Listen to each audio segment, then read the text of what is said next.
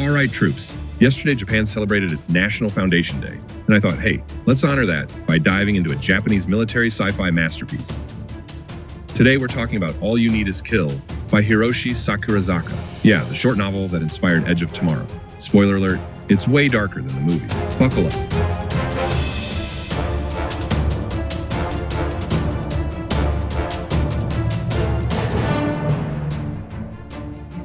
Imagine Groundhog Day mixed with Starship Troopers, with a bit of Dark Souls for good measure. Yeah, that's the energy this book brings. It's brutal, fast-paced, and full of dark twists that'll have you questioning what victory even means. The story follows Keiji Kiriya, a fresh recruit in the war against alien invaders called mimics. He's sent into battle, dies, and then wakes up to repeat the same day over and over again. Why? Because life is cruel like that. But instead of freaking out, Keiji decides to go full-on level-up mode, training, adapting, and transforming into a killing machine. And right by his side is the legendary Rita Vertasky, also known as the Full Metal Bitch, a name that would strike fear into the heart of any mimic. Seriously, Rita is one of the coolest female soldiers ever written in science fiction. At its core, this book is about survival, transformation, and what happens when you get infinite retries to improve yourself. Keiji starts off as a rookie who's absolutely clueless, but after dying 158 times, he becomes this relentless badass who learns to master combat, strategize like a pro, and die a little less often. What's interesting is how the time loop is less of a gimmick and more of a curse.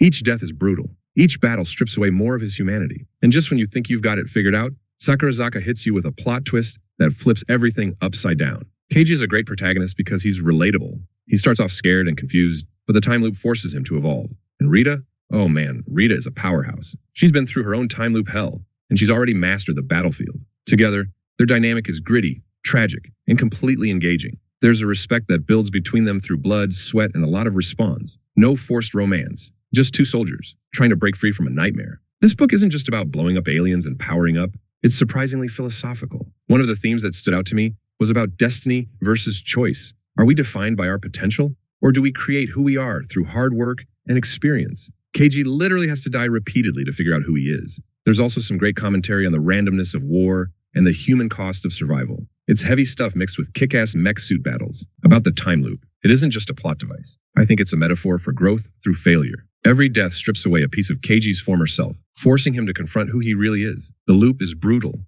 and relentless, but it's also his greatest teacher. By the end, Keiji isn't the same person. Not just because he's stronger, but because he's accepted that survival isn't about beating the loop. It's about evolving beyond it. That's what makes this story resonate on a deeper level. It's not just about war, but about transformation through adversity and the sacrifices it demands. Now, if you've only seen the movie Edge of Tomorrow, you'll notice some major differences. The book is darker, grittier, and honestly more personal. Keiji Kiriya, the book's protagonist, is a young Japanese soldier, unlike Tom Cruise's movie character, who's a PR man-turned-reluctant hero. Rita Vertasky is also a more complex character in the novel, with a mysterious backstory and a less hardened demeanor. And here's a fun detail. Vertasky is a Slavic name. Vrata means door, and Vertiti means to return. So her name essentially translates to Rita Returner, fitting for a time loop soldier. Even the aliens are different. In the book, mimics are swirling, whirling starfish of death, not the tentacle monsters you see in the movie. Ironically, you'd expect the tentacle monsters in the Japanese version, but it's the American adaptation that went with that design. And while the film has a happy Hollywood ending,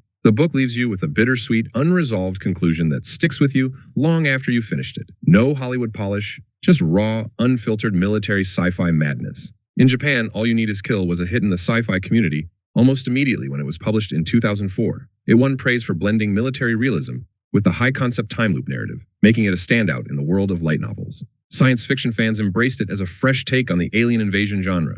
Fast forward a few years, and the English translation made waves in the West. While some readers initially saw it as a niche release, it gained a lot of attention after Edge of Tomorrow came out. Western readers appreciated its raw tone, fast pace, and video game-inspired structure, though many were surprised by how much darker it was compared to the movie. So there we have it. All You Need Is Kill is a short, intense ride that's absolutely worth your time. If you're into military sci-fi, time loops, or just want to see what inspired Edge of Tomorrow, grab this book. It's like eating a pack of wasabi peas. Quick, spicy, and leaves a lasting impression. If you've watched the movie, I want to hear your thoughts on the differences. Don't forget to like and subscribe for more military sci-fi content. See you in the next one. Burn bright and burn enough.